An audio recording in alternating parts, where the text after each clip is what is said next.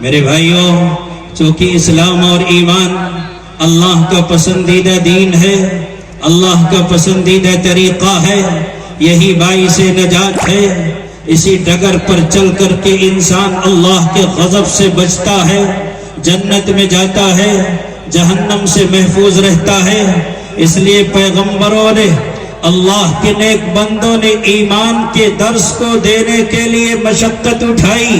پریشانیاں جھیلی، لیکن تبلیغ دین سے کبھی باز نہیں آئے۔ یاد کرو اللہ کے نبی کے معراج کا سفر، اگر آپ ہوش و حواس میں ہیں اور آپ کو ہونا چاہیے تو اپنے بھائی کی یہ بات پلوں سے باندھ لو۔ اللہ کے نبی معراج کے مبارک سفر پر جا رہے ہیں، حضرت جبریل علیہ السلام آپ کے ساتھ ہیں، براق پر آپ سوار ہیں، ایک مقام پر آپ کو خوشبو آتی ہے میرے بھائیوں جس کا سراپا وجود خود مہکتا ہو۔ اللہ کے نبی صلی اللہ علیہ وسلم کے بارے میں آتا ہے کہ بتا دیتی تھی خوشبو مصطفیٰ کی کہ بھی اس راہ سے آقا گئے ہیں، کہ اللہ کے نبی کا وجود معطر تھا، آپ جس گلی سے گزرتے تھے وہ گلی بھی مہک جاتی تھی۔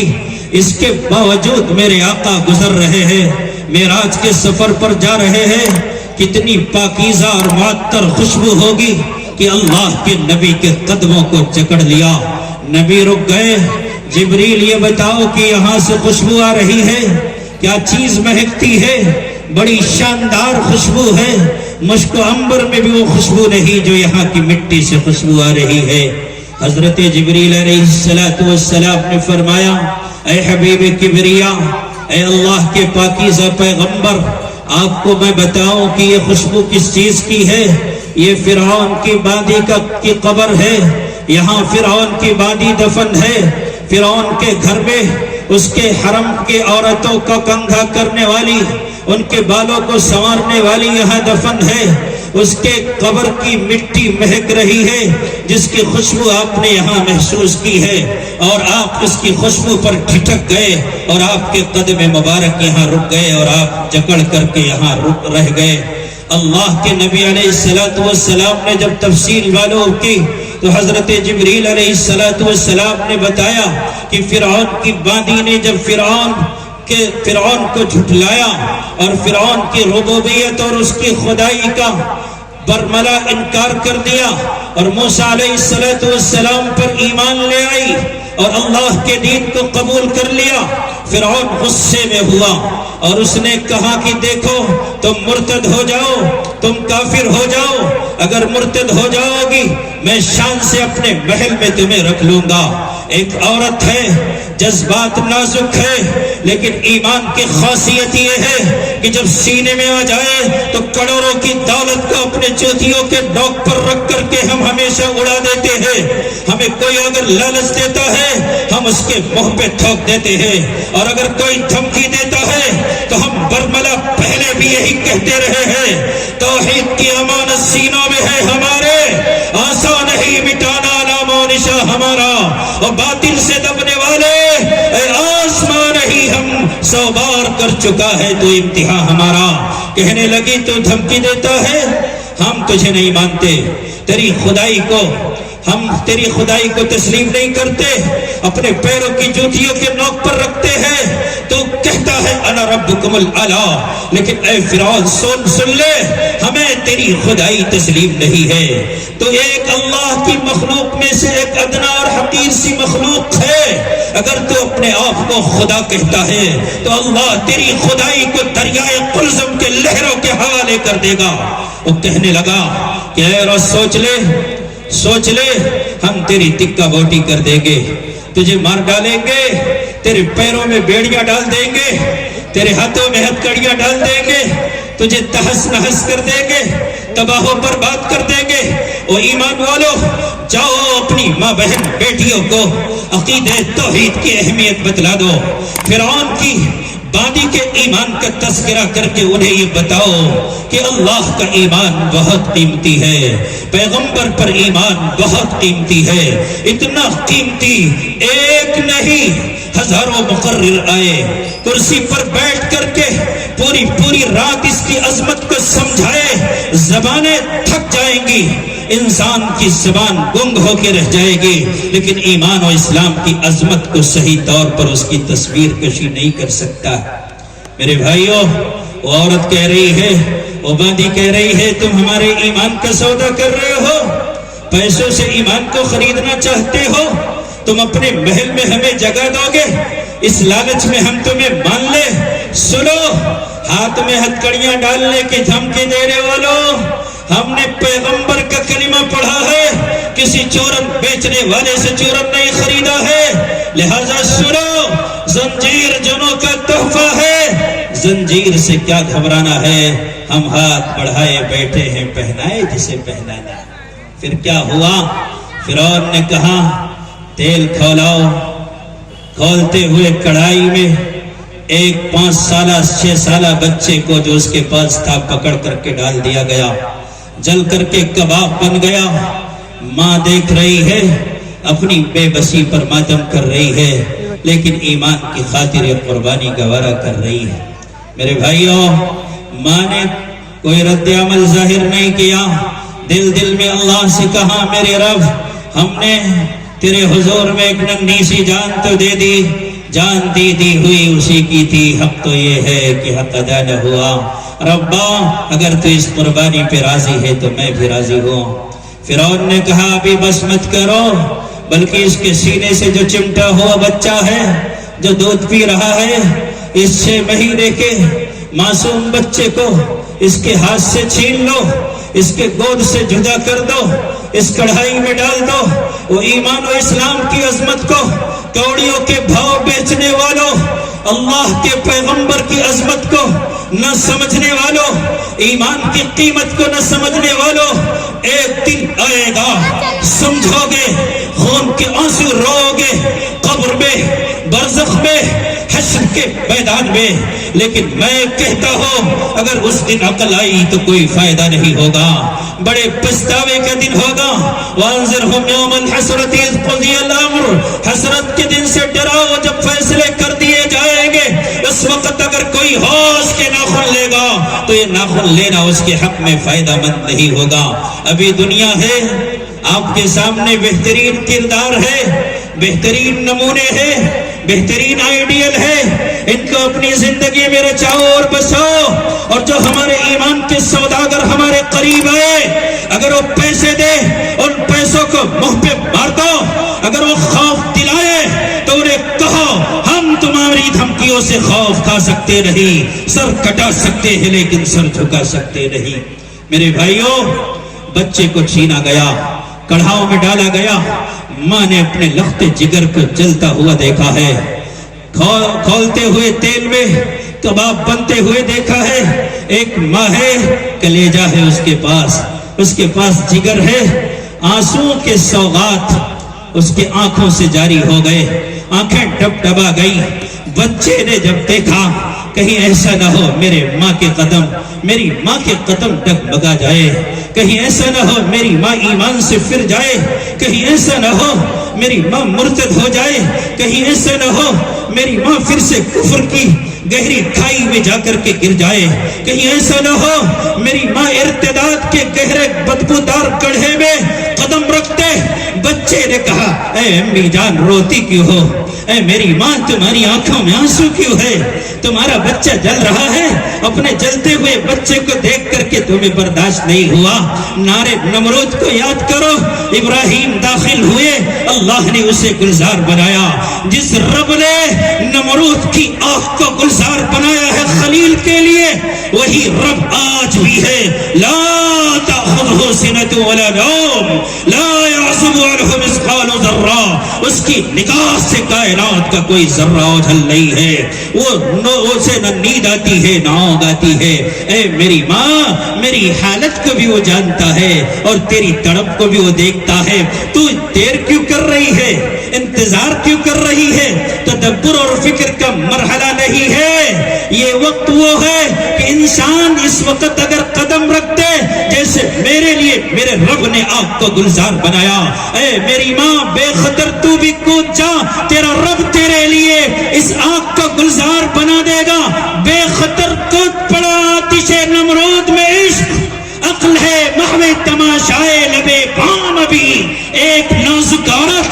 اس کے ایمان کو خریدنے کے لیے سپر پاور طاقت فرعون کی لگی ہوئی ہے، لیکن اللہ کا کریمہ دل میں آ چکا ہے۔ وہ عورت آنکھ میں تو کود گئی لیکن ایمان کا سودا اس نے گوارا نہیں کیا۔ میرے بھائیوں، آج ایک بار کفر پھر سرگرم عمل ہے۔ وقت ہمارا 5 منٹ کا رہ گیا، مجبوری ہے، کیا کریں، ان کے پاس بھی بیچارے بات بھی ہونی ہے، حالات بھی کچھ ایسے۔ آج حالات پھر بہت تیزی کی طرح کے ساتھ بدل رہے، پوری دنیا میں عیسائی ہو، یہودی ہو، مشرک ہو، سب اسی تگو دو میں ہے کہ ایمان والے کے سینے سے ایمان نکال لے۔ اور یہ پلاننگ ان کی نہیں ہے، وَدُّوا لَوْ تَكْفُرُونَ كَمَا كَفَرُوا فَتَكُونُونَ سَوَاءً۔ زمانے کے کافروں کی سوچ یہ رہی ہے کہ وہ سارے کے سارے مرتد ہو کر کے، سارے کے سارے کافر ہو کر کے ہمارے دین میں آ جائیں تاکہ ہم اور وہ برابر ہو جائیں۔ اللہ تعالیٰ نے قرآن میں فرمایا ہے، یہودیوں کی بھی خواہش یہی ہے، نصارہ کی بھی یہی ہے، اور جو تمہارے راستے میں روڑے اٹکاتے ہیں، تمہیں ستاتے ہیں، پریشان کرتے ہیں، اگر تم یہ سوچو کہ ان کی پریشانیوں سے تم یوں ہی بچ جاؤ گے، نہیں۔ وَلَن تَرْضَىٰ عَنْكَ الْيَهُودُ وَلَا النَّصَارَىٰ حَتَّىٰ تَتَّبِعَ مِلَّتَهُمْ۔ جب تک تم ان کے دین میں داخل نہیں ہو جاؤ گے تب تک یہ تمہارا راستہ نہیں چھوڑیں گے۔ پوری دنیا کفر میرے بھائیوں آج لوگوں کے سینوں سے ایمان نکالنے کے لیے سرگرم عمل ہے، کئی طریقے سے ارتداد کو پھیلا رہی ہے۔ 2-4 طریقے بتا کر کے میں بات کو ختم کرتا ہوں۔ ایک طریقہ ان کا یہ ہے، جہاں غریب مسلمانوں کی آبادی ہے، لاچار مسلمان ہے، بے بس مسلمان ہے، مظلوم مسلمان ہے، باطل وہاں سرگرم عمل ہے۔ وہاں کے باشندوں کے سامنے کہتا ہے میں تمہیں روزی دوں گا، روٹی دوں گا، تمہاری بچیوں کی شادی کر دوں گا، تمہیں میں مہینے میں راشن لا کر کے دوں گا، وظیفہ دوں گا، تم بس یہ کرو، ہماری عبادت گاہ میں آ جاؤ، چرچ میں آ جاؤ، کلیسا میں آ جاؤ، عیسیٰ کو اللہ کا بیٹا مان لو، اور یہاں اپنے ہاتھ جوڑ کر کے قصقہ اپنے ماتھے پہ لگا لو، تمہیں ساری سہولتیں ہم دیں گے۔ غریب مسلمانوں کی آبادیوں میں سرگرم عمل ہے۔ میں ہندوستان سے باہر کی بات نہیں کرتا، حالانکہ وہاں کی حالت بھی بہت خراب ہے۔ افریقی ممالک میں آپ چلے جاؤ، سوڈان جاؤ، نائجیریا چلے جاؤ، جنگ زدہ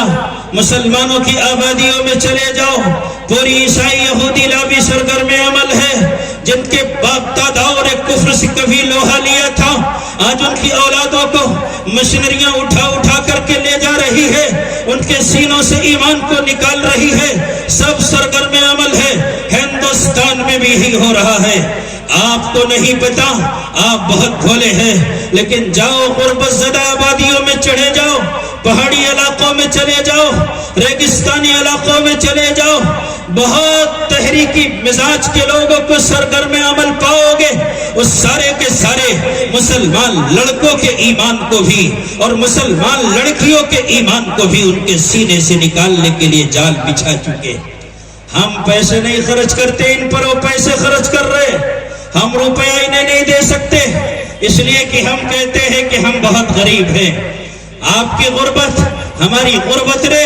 ان غریب مسلمانوں کو ایمان سے محروم کر دیا ہے، اور دن بدن یہ سارے ایمان سے محروم ہوتے جا رہے ہیں۔ اپنی دولت کی نمائش کرنے کی باری آتی ہے، ہم آگے بڑھتے ہیں۔ آج میری بچی کی شادی ہے، ہمیں جہیز مانگا گیا ہے نہیں مانگا گیا، بھوکے بھیڑیوں نے جہیز کا مطالبہ کیا ہے نہیں کیا، لیکن ہم چودھری ہیں اپنے گاؤں کے، ہم سیٹھ ہیں، ہم ساہوکار ہیں، اپنی بیٹیوں کو جہیز میں اتنا سامان دیں گے کہ پورے علاقے میں چرچا ہو جائے گا۔ ہم اپنی بیٹیوں کے جہیز کے سامان کو ٹھیلوں پر لدوا کر کے جب ترتیب وار روڈ پر لگائیں گے، جاتے ہوئے انسانوں کے منہ میں پانی آ جائے گا کہ سیٹھ کی بیٹی کی ڈولی اٹھ رہی ہے۔ یہاں ہم اپنی دولت کی نمائش کر رہے ہیں، ہمیں معلوم نہیں ہے کہ بعض بچیاں ایسی ہیں کہ جن کے ہاتھ پیلے کرنے کا انتظام ان کے باپ کے پاس نہیں ہے، ان کی ماں کے پاس نہیں ہے۔ باپ رکشے چلاتا ہے،